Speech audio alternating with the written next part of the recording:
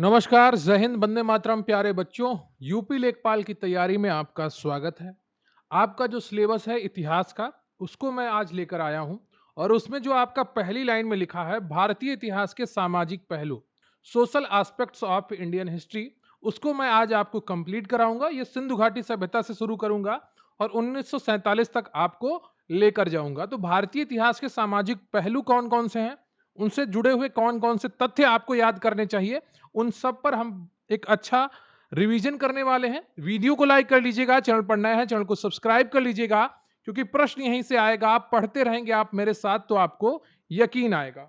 रही बात आज के इस वीडियो की पीडीएफ की, तो स्क्रीन पर आपको एक व्हाट्सएप नंबर दिख रहा होगा। इस वीडियो की पीडीएफ हो या अन्य हमारे चैनल की सभी पीडीएफ्स के लिए आप उसी व्हाट्सएप नंबर पर संपर्क कर सकते हैं। कृपया कॉल मत किया करें, केवल व्हाट्सएप मैसेज किया करें, क्योंकि क्लास रिकॉर्डिंग चल रही होती है तो हर कोई हर समय आपकी कॉल उठाने के लिए उपलब्ध नहीं होता है। तो व्हाट्सएप मैसेज करिए और आपको पूरी जानकारी पीडीएफ से रिलेटेड प्रोवाइड करवा दी जाएगी। तो चलिए शुरू करते हैं आज का ये बेहतरीन सेशन। तो बात करते हैं भारतीय इतिहास के सामाजिक पहलुओं पर। सिंधु घाटी सभ्यता की समाज की अगर बात की जाए तो सिंधु घाटी सभ्यता का समाज मुख्यतः मातृ सत्तात्मक माना जाता है। मातृ सत्तात्मक यानी कि जहां पर घर की माताओं की चलती है, क्योंकि यहां से बड़ी संख्या में मातृ देवी की मृण मूर्तियां प्राप्त हुई हैं। यह समाज मुख्य रूप से शांत प्रिय था। यहाँ अस्त्र शस्त्रों की तुलना में कृषि और उपयोगितावादी उपकरणों की आवश्यक अधिकता थी। समाज संभवतः चार वर्गों में विभाजित था: विद्वान, योद्धा, व्यापारी और श्रमिक। तो जो सिंधु घाटी सभ्यता का समाज था वो चार वर्गों में विभाजित था: विद्वान था, योद्धा था, व्यापारी था और श्रमिक था। सिंधुवासी सूती और ऊनी दोनों प्रकार के वस्त्रों का उपयोग करते थे। विश्व में सर्वप्रथम कपास उगाने का श्रेय इन्हें ही है। यहाँ के लोग शाकाहारी और मांसाहारी दोनों थे। मनोरंजन के लिए ये लोग पासे का खेल, चौपड़, शिकार और नृत्य संगीत का सहारा लेते थे। इस काल में पशुपति शिव और प्रकृति पूजा, वृक्ष एवं जल का विशेष सामाजिक महत्व था। शव विसर्जन की तीन विधियां प्रचलित थीं। एक तो पूर्ण शवाधान था, दूसरा आंशिक शवाधान और तीसरा था दाह कर्म। स्त्रियां और पुरुष दोनों आभूषण प्रेमी थे। अमीर लोग सोने चांदी के और गरीब लोग तांबे हड्डी के आभूषण पहनते थे। नगर नियोजन में पक्की ईंटों का प्रयोग और उत्कृष्ट जल निकासी प्रणाली एक उच्च नागरिक सामाजिक चेतना को दर्शाती है। बात करेंगे ऋक वैदिक काल का सामाजिक जीवन। तो ऋग्वैदिक समाज की सबसे छोटी इकाई परिवार या कुल थी, जिसका मुखिया कुलप कहलाता था। समाज का स्वरूप पितृ सत्तात्मक था। जो सिंधु घाटी सभ्यता में समाज का स्वरूप मातृ सत्तात्मक था, वही ऋग्वैदिक काल में ये पितृ सत्तात्मक हो गया। परंतु महिलाओं को भी पर्याप्त सम्मान प्राप्त था। इस काल में वर्ण व्यवस्था जन्म पर आधारित न होकर कर्म व्यवसाय पर आधारित थी। ऋग्वेद के 10वें मंडल के पुरुष सूक्त में पहली बार चार वर्णों ब्राह्मण, क्षत्रिय, वैश्य, शूद्र का उल्लेख मिलता है। स्त्रियों को शिक्षा का अधिकार था। अपाला, घोषा, लोपामुद्रा और विश्वारा जैसी विदुषी महिलाओं का उल्लेख मिलता है। इस काल में बाल विवाह और सती प्रथा का प्रचलन नहीं था। विधवा विवाह और नियोग प्रथा, पुत्र प्राप्ति हेतु देवर के साथ सहवास समाज में मान्य था। जीवन भर अविवाहित रहने वाली कन्याओं को अमाजू कहा जाता था। आर्यों का मुख्य पेय सोमरस था, जो मूंजवंत पर्वत से प्राप्त वनस्पति से बनता था। आर्यों के वस्त्र मुख्य रूप से वास, अधिवास और निवि अधोवस्त्र में विभाजित थे। बात करेंगे उत्तर वैदिक काल में सामाजिक परिवर्तन की। तो उत्तर वैदिक काल में वर्ण व्यवस्था कर्म के स्थान पर जन्म पर आधारित यानी कि कठोर होने लगी। समाज में पहली बार गोत्र संस्था का उदय हुआ। सगोत्र विवाह वर्जित माने गए। स्त्रियों की सामाजिक स्थिति में गिरावट आई। उन्हें पैतृक संपत्ति के अधिकार से वंचित कर दिया गया। मैत्रायणी संहिता में स्त्री को द्यूत यानी कि जुआ और मदिरा के साथ तीसरी प्रमुख बुराई बताया गया है।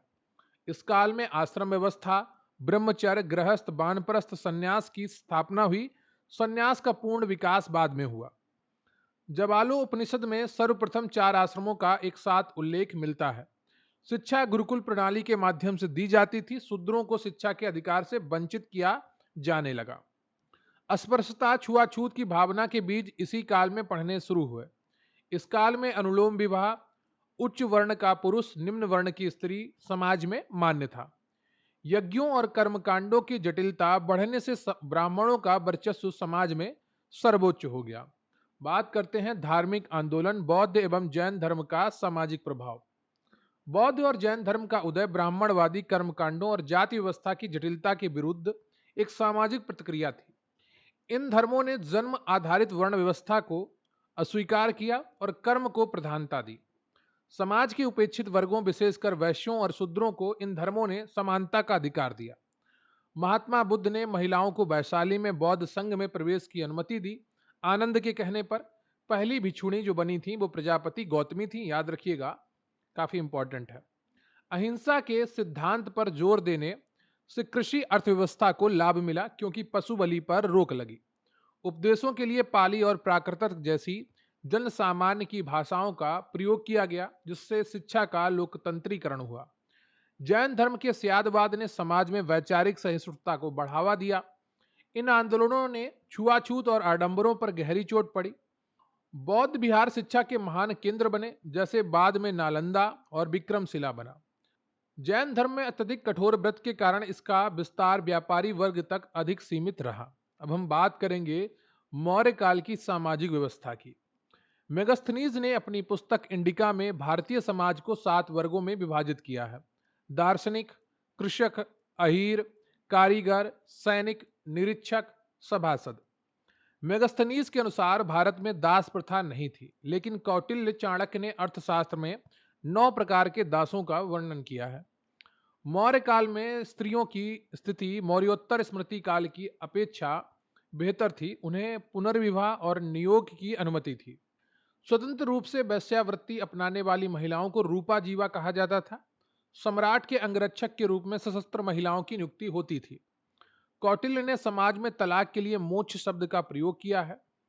अशोक के धम्म ने समाज में नैतिकता, सहिष्णुता और बड़ों के आदर पर बल दिया। मनोरंजन के लिए नट, नर्तक और प्रवहण उत्सव का आयोजन समाज में आम था। वर्ण संकर जातियों, अनुलोम प्रतिलोम विवाह से उत्पन्न की संख्या में वृद्धि हुई। समाज में चिकित्सा और औषधालयों की व्यवस्था राज द्वारा अशोक के समय की गई। बात करेंगे मौर्योत्तर काल का समाज संगम काल सहित। विदेशी आक्रांताओं जैसे यवन है, शक है, कुषाण है के भारतीय समाज में विलय के कारण उन्हें ब्रात्य क्षत्रिय का दर्जा दिया गया। व्यापार और वाणिज्य के चरम विकास के कारण वैश्य और शिल्पियों की सामाजिक स्थिति में अभूतपूर्व सुधार हुआ। इस काल में शिल्पियों की श्रेणियां का समाज और अर्थव्यवस्था पर भारी प्रभाव पड़ा। मनुस्मृति की रचना इसी काल शुंग काल में हुई, जिसने कठोर सामाजिक नियम बनाए। दक्षिण भारत संगम काल में समाज ब्राह्मण, अरसर शासक, वणिगर, व्यापारी और वेल्लाल किसान वर्गों में बांटा था। संगम साहित्य में सती प्रथा का उल्लेख मिलता है, जिसे समाज में उच्च आदर्श माना जाता था। दक्षिण में गुरुगण सुब्रह्मण्यम की पूजा सबसे लोकप्रिय थी। मौर्योत्तर काल में स्त्रियों की दशा में गिरावट आई। बाल विवाह की प्रथा प्रारंभ होने के संकेत मिलते हैं। छुआछूत की भावना अधिक तीव्र हो गई। चांडाल को गांव के बाहर रहना पड़ता था। समाज में बौद्ध धर्म की महायान शाखा के उदय से मूर्ति पूजा का व्यापक प्रचलन शुरू हुआ। बात करेंगे गुप्तकालीन सामाजिक स्थिति की। गुप्त काल को भले ही स्वर्ण युग कहा जाता है, परंतु इस दौरान जाति व्यवस्था अत्यंत कठोर हो गई थी। चीनी यात्री फयान ने अछूतों, चांडालों की दयनीय स्थिति का विस्तृत वर्णन किया है। वे नगर में प्रवेश करते समय लकड़ी पीटते थे। स्त्रियों की स्थिति में भारी गिरावट दर्ज की गई। शिक्षा के अधिकार सीमित कर दिए गए। सती प्रथा का प्रथम अभिलेखीय साक्ष्य 510 ईसा के अरण्य अभिलेख से मिलता है, जो भानुगुप्त का है। गुप्त काल में बाल विवाह और पर्दा प्रथा के प्रारंभिक स्वरूप दिखाई देने लगे थे। इस काल में देवदासी प्रथा, मंदिरों में स्त्रियों को समर्पित करना का प्रचलन शुरू हुआ। ब्राह्मणों को भूमि दान, अग्रहार दिए जाने की प्रथा बढ़ी, जिससे समाज में सामंतवादी प्रवृत्तियों का जन्म हुआ। कायस्थ नाम का एक नए लिपिक वर्ग का उदय हुआ। याज्ञवल्क्य की स्मृति में वर्ग के रूप में, जबकि उसनस स्मृति में जाति के रूप में प्रथम उल्लेख मिलता है। समाज में वैष्णव और शैव धर्म का प्रभुत्व बढ़ा। विष्णु के अवतारों की पूजा लोकप्रिय हुई। दासों की स्थिति में कुछ सुधार हुआ। नारद स्मृति में 15 प्रकार के दासों का वर्णन है, साथ ही उन्हें मुक्त करने के विधान भी दिए गए हैं। बात करेंगे पूर्व मध्यकाल राजपूत काल का समाज की।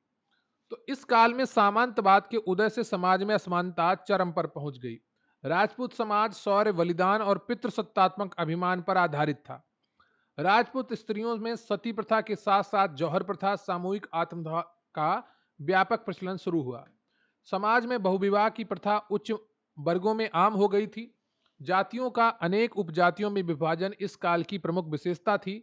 ब्राह्मणों में भी गोत्र गोत्र और मूल के आधार पर विभाजन हुआ।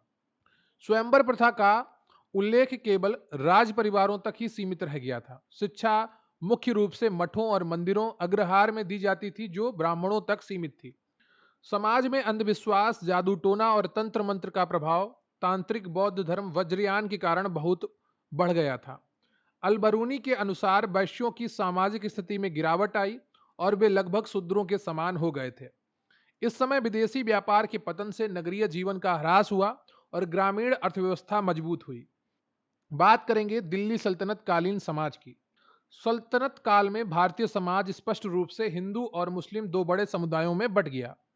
मुस्लिम समाज भी विदेशी तुर्की, ईरानी और भारतीय मुसलमानों में विभाजित था। तुर्कों को उच्च दर्जा प्राप्त था। हिंदुओं को जिम्मी संरक्षित नागरिक माना जाता था और उनसे जजिया कर वसूला जाता था। इस्लाम के प्रभाव से हिंदू समाज में पर्दा प्रथा अत्यंत कठोर हो गई और बाल विवाह को बढ़ावा मिला। दिल्ली सल्तनत में दास प्रथा, गुलामी बहुत बड़े पैमाने पर प्रचलित थी। फिरोज तुगलक के पास 1.8 लाख दास थे। इब्न बतूता के अनुसार सती होने के लिए सुल्तान से पूर्व अनुमति लेना अनिवार्य कर दिया गया था। समाज में सांप्रदायिक तनाव के बावजूद निचली जातियों का इस्लाम में धर्मांतरण सामाजिक समानता की चाह के कारण हुआ। शिक्षा के लिए मकतब, प्राथमिक और मदरसा उच्च शिक्षा की स्थापना हुई। वस्त्र और खान पान में हिंदू मुस्लिम संस्कृति का समन्वय हुआ, जैसे अचकन, पजामा, समोसा। चरखे के प्रयोग ने इस काल में वस्त्र उद्योग और जुलाहों की सामाजिक स्थिति को प्रभावित किया। अब हम बात करेंगे सूफी और भक्ति आंदोलन का सामाजिक प्रभाव। भक्ति और सूफी आंदोलनों ने धार्मिक सहिष्णुता और सामाजिक समानता का संदेश दिया। कबीर, नानक और रैदास जैसे संतों ने जाति पात, छुआछूत और मूर्ति पूजा का कड़ा विरोध किया। इस आंदोलन ने स्थानीय भाषाओं हिंदी, बंगाली, मराठी के विकास को बढ़ावा दिया, जिससे साहित्य आम जनता तक पहुंचा। भक्ति आंदोलन में महिलाओं की भागीदारी बढ़ी। मीराबाई, लल्लेश्वरी, लल दद्य इसके प्रमुख उदाहरण है। गुरु नानक ने लंगर, सामुदायिक रसोई प्रथा शुरू की, जिसने जाति भेद को मिटाने में बड़ी भूमिका निभाई। सूफी संतों चिश्ती सिलसिला ने हिंदू और मुस्लिम दोनों समुदायों के बीच सांस्कृतिक समन्वय स्थापित किया। निर्गुण संतों ईश्वर का निराकार रूप ने सामाजिक कुरीतियों पर सर्वाधिक प्रहार किया। रामानुजाचार्य ने भक्ति को शूद्रों के लिए भी सुलभ बनाने का प्रयास किया। सूफियों की खानकाह, आश्रम सभी धर्मों और जातियों के लिए खुली होती थी। इन आंदोलनों ने कट्टरपंथियों के प्रभाव में कुछ कमी आई और समाज में भाईचारा बढ़ा। देखिए, चीजें आपके लिए थोड़ी बोरियत वाली लग सकती हैं, लेकिन सामाजिक इतिहास में यही सब है। तो सामाजिक इतिहास जो है आपको वो यही सब पढ़ना है उसमें। अब हम बात करेंगे मुगल कालीन सामाजिक जीवन की। अकबर के काल में सामाजिक सहिष्णुता चरम पर थी। उसने 1564 में जजिया कर समाप्त कर दिया था। तो ये प्रश्न है कि अकबर ने जजिया कर कब समाप्त किया? तो 1564 में किया था। अकबर ने सती प्रथा को रोकने, बाल विवाह पर अंकुश लगाने और विधवा विवाह को प्रोत्साहित करने के प्रयास किए थे। समाज में जमींदार वर्ग अत्यंत शक्तिशाली था, जो ग्रामीण समाज का वास्तविक शोषक और नियंत्रक बन गया था। मुगल हरम में स्त्रियों का राजनीतिक प्रभाव था, जैसे नूरजहां का गुट, जुंटा गुट। राजपूताना से वैवाहिक संबंधों के कारण गंगा जमुनी तहजीब का विकास हुआ। सांस्कृतिक समन्वय को देखने को मिला। मुगल काल में तंबाकू पुर्तगालियों द्वारा लाया गया का समाज में व्यापक चलन शुरू हुआ। मीना बाजार और महिलाओं के लिए विशेष उत्सवों का आयोजन इस काल की सामाजिक विशेषता थी। औरंगजेब के समय में धार्मिक कट्टरता बढ़ी। 1679 में जजिया पुनः लागू किया गया, जिससे सामाजिक तनाव बढ़ा। उच्च वर्ग में रेशमी वस्त्रों और आभूषणों का शौकीन था, जबकि आम किसान लंगोटी और सूती चादर का प्रयोग करते थे। वर्नियर का विवरण है। इस काल में उर्दू भाषा शिविर की भाषा का जन्म हुआ, जो हिंदू मुस्लिम संपर्क का परिणाम थी। अब हम बात करेंगे ब्रिटिश आगमन और 18वीं सदी का भारतीय समाज। 18वीं सदी का भारतीय समाज जातिवाद, अंधविश्वास और रूढ़िवादिता के अंधकार में डूबा हुआ था। कन्या भ्रूण हत्या, विशेषकर राजपूतों, और सती प्रथा जैसे अमानवीय कुरीतियां समाज में व्याप्त थीं। ठगी प्रथा और भंडारियों के आतंक ने सामाजिक सुरक्षा को नष्ट कर दिया था।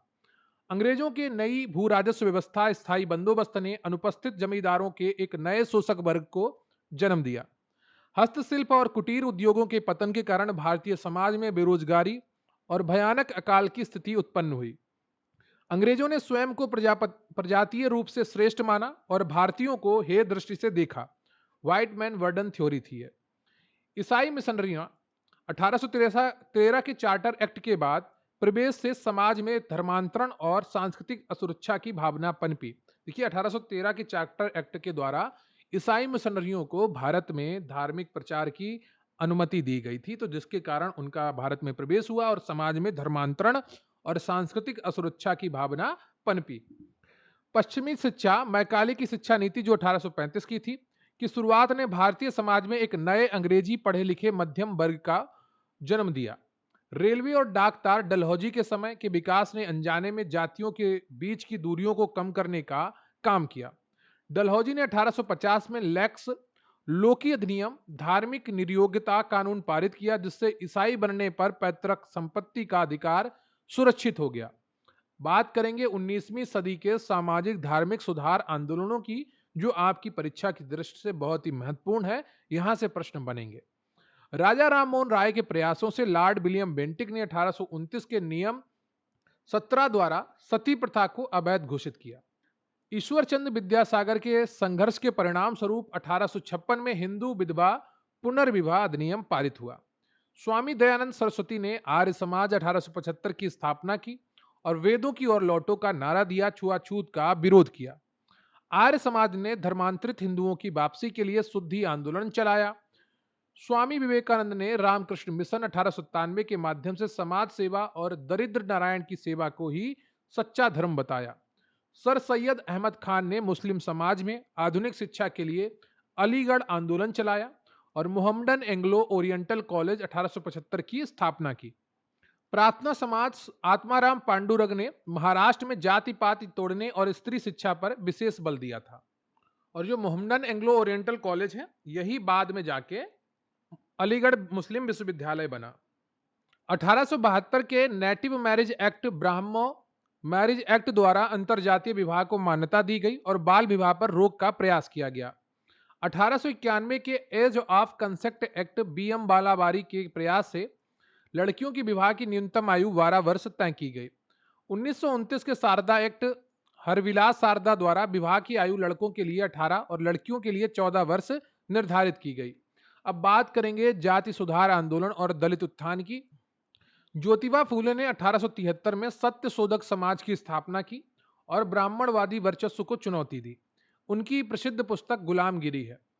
ईवी रामास्वामी नायकर पेरियार ने दक्षिण भारत में आत्मसम्मान आंदोलन 1925 चलाया, जो पुरोहितों के बिना विवाह का समर्थक था। श्री नारायण गुरु ने केरल में दलितों, एझवा जाति के लिए एक जाति एक धर्म एक ईश्वर का नारा दिया। बी आर अम्बेडकर ने 1924 में बहिष्कृत हितकारिणी सभा की स्थापना की और दलितों के शैक्षिक व सामाजिक उत्थान का मार्ग प्रशस्त किया। अंबेडकर ने 1927 में सार्वजनिक जल स्रोतों पर अधिकार के लिए महान सत्याग्रह का नेतृत्व किया। महात्मा गांधी ने छुआछूत निवारण के लिए 1932 में हरिजन सेवक संघ की स्थापना की और हरिजन पत्रिका निकाली। इंपॉर्टेंट है, आपके एग्जाम के लिए पूछा जा सकता है।